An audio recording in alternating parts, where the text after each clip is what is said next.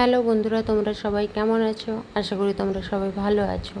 ইনায়রা তো ওর মামা বাড়িতে এসে অনেক মজা করছে, ওর অনেক আনন্দ। আর দেখো, ও তো এখন ঘুমিয়ে পড়েছে। আমি কি করব তো খুঁজে পাচ্ছিলাম না। আর দেখো, বলা হয় না নেই কাজ তো কইবার, সেই রকম কী করলাম দেখো। আমার অনেক দিনের ইচ্ছে ছিল এইসবে পেন্টিং করার, আজ দেখো করেই ফেললাম। কেমন লাগছে ইনু?